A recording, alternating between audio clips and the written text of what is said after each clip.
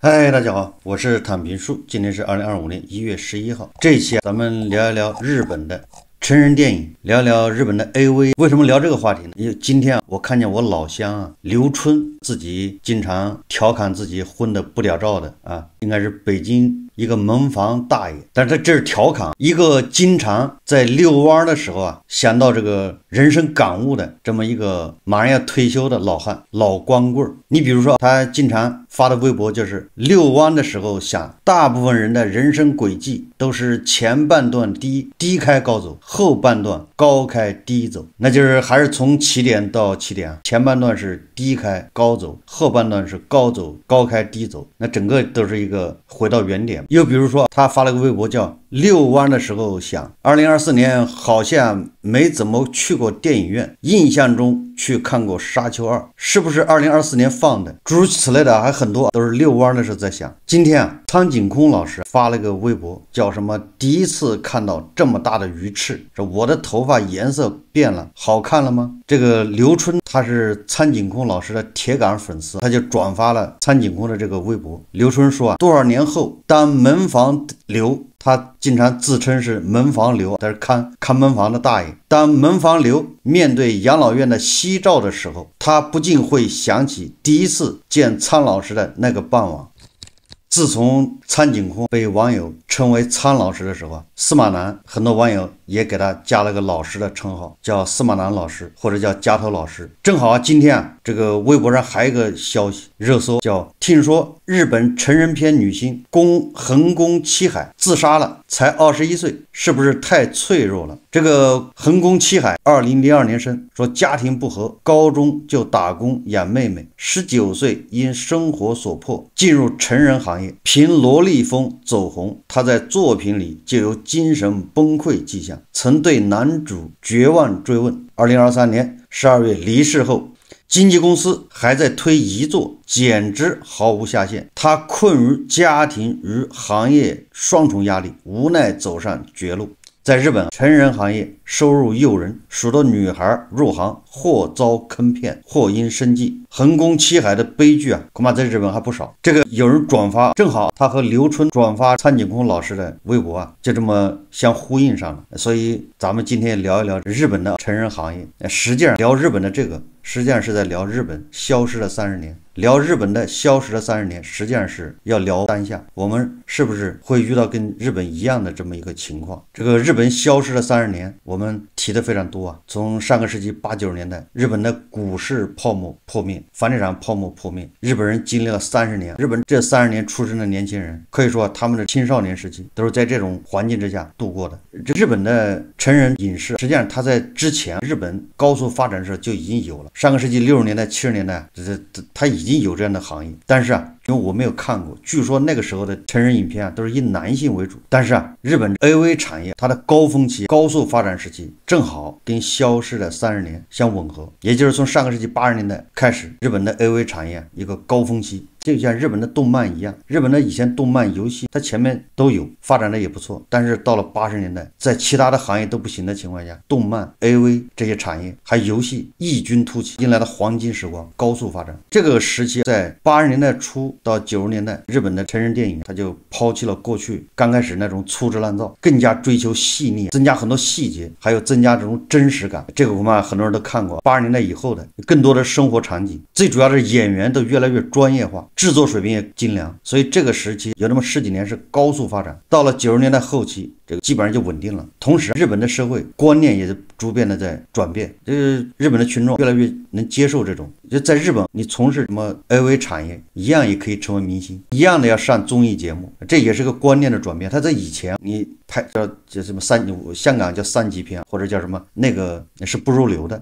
遭到人看不起的。但是到了90年代末，到了21世纪初，这些 AV 的明星也就越来越受到人追捧。那到了2010年以后，这些 AV 的明星，无论是男明星、女明星，他们不仅通过原来的那些什么电视台宣传，通过什么发片，他更多的通过互联网、移动互联网，通过社交媒体在进行宣传，这个是在一个变化。为什么说日本的消失30年正好是什么动漫、游戏、AV 一个黄金年代？高速发展的年代的。大家可以看很多文章，有很多人研究，也写了关于这方面的这个形成的原因。最主要的原因就是日本的经济下行，房地产泡沫破灭，股市泡沫破灭，当时的情况和我们现在很像，也就是说年轻人感到绝望，找不到工作，房价非常高，但是虽然在下降，但是他买不起，未来在哪里？到处都是失业，收入都在下降。日本的年轻人他也开始不谈恋爱，不结婚，因为结婚无望，收入在下降，房子也买不起，工作都没有，结什么婚？所以日本就出现很多宅男宅女，那跟我们现在一样。咱们现在你看网上有很多宅男宅女，宅到什么程度？有的女孩一个人租个房间，那个房间她3年她能不收拾，那里面堆满了易拉罐、什么可乐瓶子啊、外卖那些餐盒啊，里面都老鼠在这里面爬。大家在网上看到过这种视频吗？那些小女孩出门把自己打扮的还算光鲜亮丽，但是那个房间里面就是这样的。当然他们也很少出门，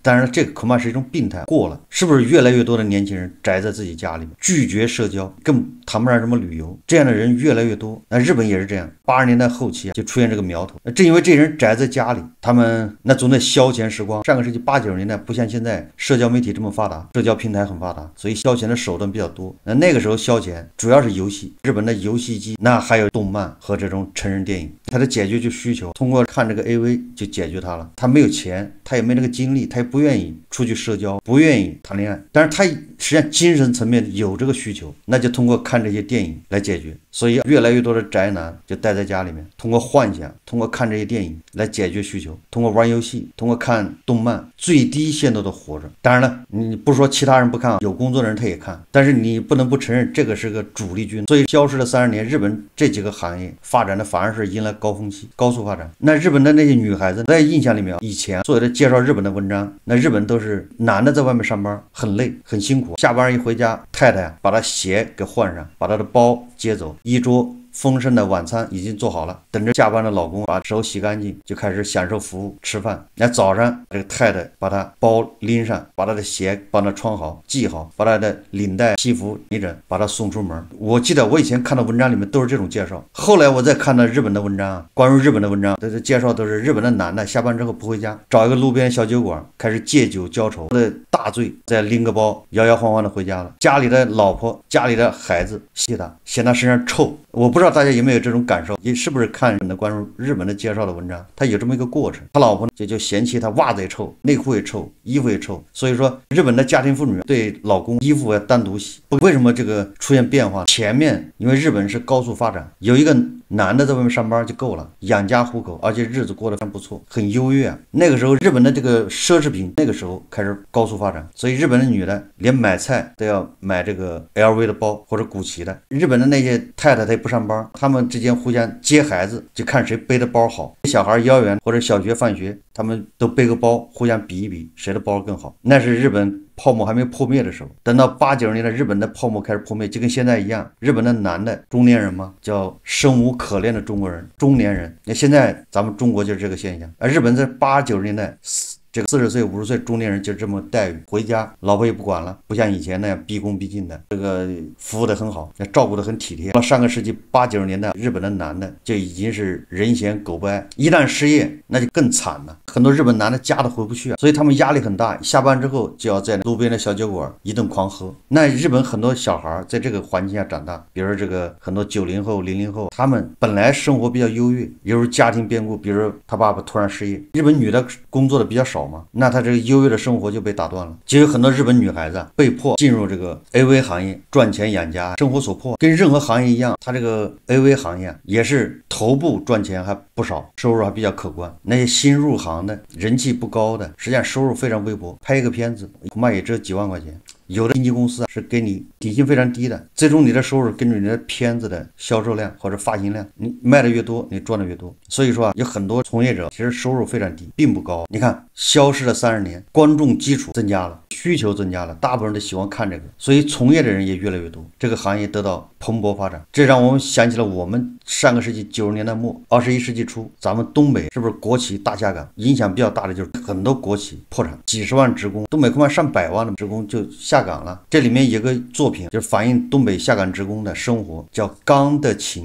然后我名字应该没记错，就叫这个。导演是谁我都忘了，主演我也忘了。东北一个钢厂的下岗职工，为了让女儿学钢琴，他们一帮人用钢，他们有钳工，有什么焊工，各种工种都有。他们用钢，他们自己做了个钢琴，叫《钢的琴》。那个电影就是反映东北那个下岗职工现状的当时一个状况。我看了很多关于东北下岗职工的一些作品，文学作品，这里面当时有人反映啊，因为你下岗的时候你找不到工作，东北没有什么民营企业，大部分人都跑到南方去了，下海跑到南方打工去了，也有人离不开东北的，只能在当地。那干什么？其中我看到一个作品，就是描写那丈夫跟他妻子两人同时下岗，那家里揭不开锅，迫如生计。那个丈夫啊，正好他有个面包车，他就开着面包车，面包车铺了一张床，他就开着面包车拉着他的媳妇啊接客，然后就在街上转悠，这每接一个客完事了，这个客人下车再找下一位客人。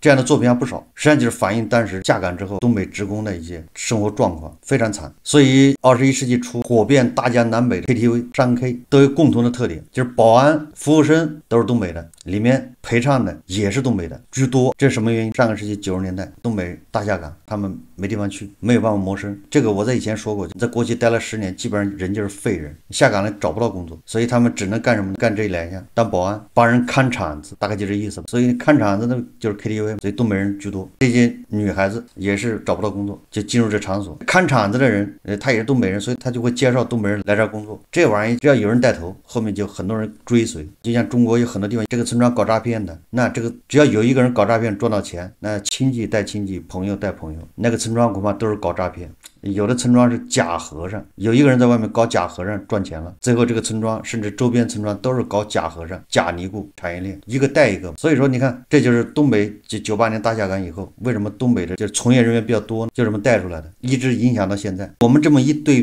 比，你就发现日本这消失30年，我们很有可能啊，从韭菜和牛马的角度，你很难避免，很有可能就复制了日本最差的一面。为什么说是最差的一面？就是日本消失了30年，人家出了很多平替，你比如优衣库，它就是平替，就是日本人他已经买不起那些奢侈品了，或者奢侈品的需求大幅下滑，但是他们又需要这种物美价廉的，就像我们现在说的性价比。不是什么羽绒服买不起，而是这个军大衣更有性价比，就这意思。人家日本他也经历了追求性价比这个过程，人家追求的性价比，最后就是优衣库脱颖而出。因为在日本，优衣库就是最具性价比的这种服装。在当时，你看我们现在，我们还要找东西把优衣库给平替掉，因为优衣库对我们来说都贵了，性价比都不合适，还要找比它更便宜的。那只能说明我们条件，就我们现在还赶不上日本消失了30年那个水平，那只能说我们恐怕更惨。吉野家还有很多，这都是日本消失30年出来的东西。那现在对我们来说，吉野家也贵了一点，一碗牛肉饭恐怕27、28吧。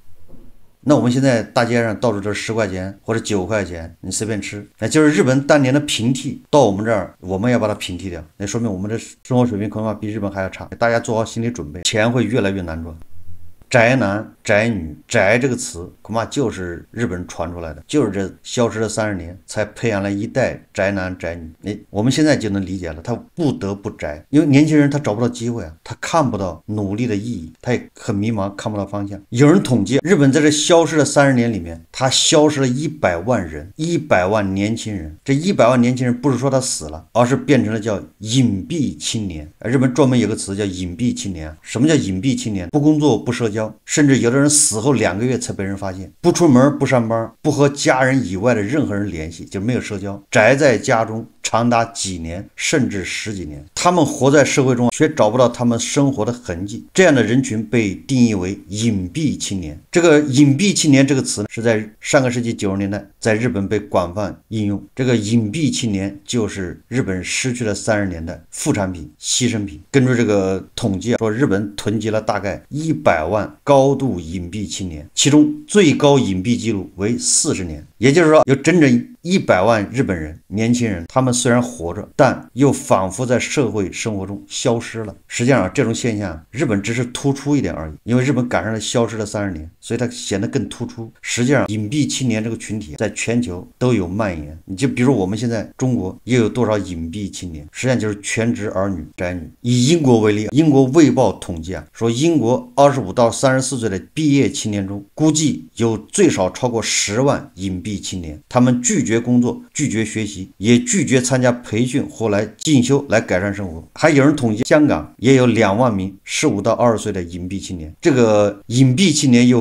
根据程度不同，分高度隐蔽、中度隐蔽、低度隐蔽。这个高度隐蔽超过6个月没联系过任何朋友，足不出户，近乎完全与社会隔绝。中度隐蔽呢，一般留在家中数个月甚至1年，偶尔会外出。低度隐蔽很少外出，基本是留在家里面活动，宅在家里，也不善交友。这个就不多说了。长期的隐蔽生活啊，隐蔽青年多多少少会伴随着心理疾病。这个隐蔽青年不光说只有失业的人、找不到工作的人才可能成为隐蔽青年，但是也有一些即便在上班在工作的人，他也有可能成为隐蔽青年。也就是说啊，在工作中没有办法获取成就感，自我评价降低，觉得自己无用，觉得自己失败，焦虑，慢慢的就会厌倦主流社会，与社会格格不入。这个正好跟日本消失30年完全吻合啊。日本房地产股市泡沫破灭以后，经济衰退，大量的毕业生无法就业，大量的青年人失业被裁，这种处处碰壁、求助无门的情况，就让很多心智不完全成熟的青年人选择了隐蔽，选择了逃避。你看看是不是和现在的中国一模一样？一年有1200万大学生毕业，他们一毕业就失业，被迫去考研、去考编，因为他找不到工作。那现在有工作的都保不住，要被裁掉。这种长期的挫折，有机会展现自己，他会怀疑自己能力不行，就有自卑，有的就是埋怨自己的家庭环境，埋怨父母不行。所以说为了隐藏自卑感和羞耻感，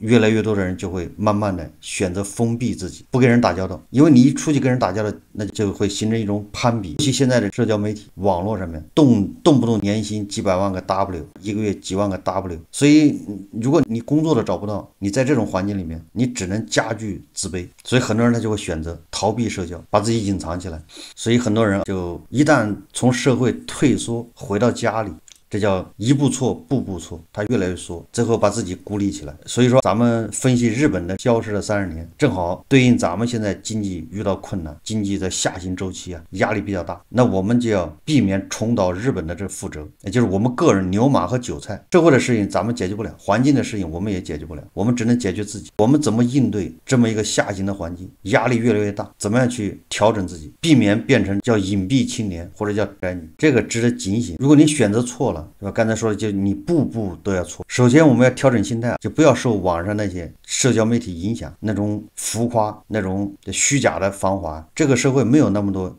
动不动一个月就几万个 W 的。你要清醒的认识到，你月收入超过5000，你就已经是5%里面的那个人。这个时候你要相信国家税务局、财政部公布的那些个税那些数字。没有那么多动不动月薪1万 W、2万 W 的，那是个别极少数人被放大了。大家要知道，一个家庭在银行存款能达到100万就已经非常不错了，有很多人一辈子恐怕都达不到这个数。所以我们首先是调整心态，你不要被那些浮夸搞得自己已经迷失了方向。认清现实，你才能调整心态啊！你认清了现实，你才能去从容面对。第二个，养成一个习惯，要学做弹簧啊！弹簧你可以压，你也可以收缩，但是你收缩的越厉害，以后反弹就越厉害。你要记住了，你的往后退是为了更好的出去，你往后退是为了积蓄力量，但是为了打得更远，打得更狠，而不是真的就退回去了。所以你要把这个心态，把这个事情整明白。短暂的休息有必要，你比如说你现在失业了，被裁了，那你顺便休息，调整心态，那是为了以后会更好，